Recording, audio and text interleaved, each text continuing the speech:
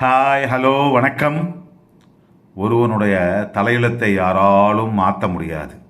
விதி எப்படி நடக்கணுமோ அப்படித்தான் நடக்கும். ஏனென்றால் ஒரு பேருந்தில் பயணிகள் ஒரு காட்டு வழியாக சென்று கொண்டிருந்தார்கள். யாரும் எதிர்பாராத விதமாக இடியும் மின்னல்களுடன் பலத்த மழை கொட்டுகிறது. பேருந்தில் எல்லோரும் பார்த்து கொண்டிருந்த தருணத்திலே பேருந்துக்கு எதிரிலே கொஞ்சம் தூரமாக பேரிடி விழுந்தது. ஓட்டுநர் உஷாராக வண்டியை நிறுத்திவிட்டார். பயணிகள் எல்லோரும் மகிழ்ச்சி அடைந்தனர். அப்புறம் கொஞ்ச நேரமான பிறகு பேருந்து கிளம்பியது. கொஞ்ச தூரம் போனதும் மீண்டும் அந்த காட்டில் ஒரு மரத்தின் மீது இன்னொரு இடி விழுந்தது. அதை பார்த்த பயணிகள் மிகவும் பயந்து விட்டனர். எல்லோரும் சொல்ல முடியாத பயத்தினில் பேச்சு மூச்சும் இல்லாமல் அமர்ந்திருக்கின்றார்கள். இன்னும் கொஞ்ச நேரத்திலே மீண்டும் இன்னொரு இடி விழுந்தது. இப்போ பேருந்தில் இருக்கும் அத்தனை பேரும் பயத்தினால அழ ஆரம்பித்தனர்.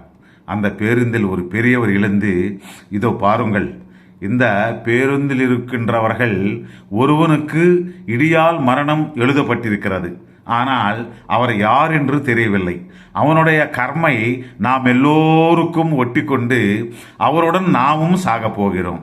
அதனால நான் சொல்வதைப் போல பேருந்திலிருந்து ஒவ்வொருவரும் இறங்கி போய் எதிரிலே இருக்கும் அந்த மரத்தை தொட்டு திரும்பி வந்து பேருந்தில் உட்காருங்கள்.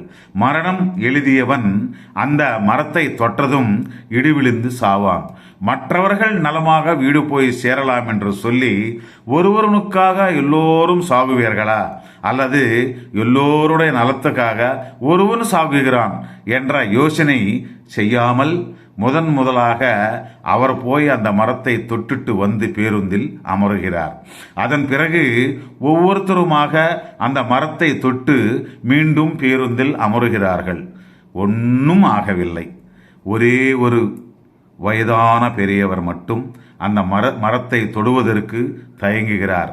ஆனால் பேருந்தில் இருக்கிற அத்தனை பேரும் வற்புறுத்தல் பேரின் அந்த மரத்துடன் போவார்.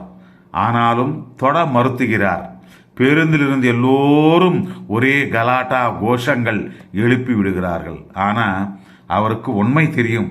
அதனால தயங்குகிறார். எப்படியோ விருப்பமில்லாமலே தொட்டுவிட்டார். அங்கே அவர் அந்த மரத்தை தொட்டதும் மிக வேகமாக காத்து மின்னல் சத்தமுடன் ஒரு பேரிடி அந்த பேருந்து மேல் விழுந்து அனைவரும் மாண்டு விட்டனர். பார்த்தீங்களா, விதியை யாராலும் வெல்ல முடியாது என்று. பாவம் செய்தவர்கள் எல்லோரும் பேருந்தில் மாண்டு விட்டனர்.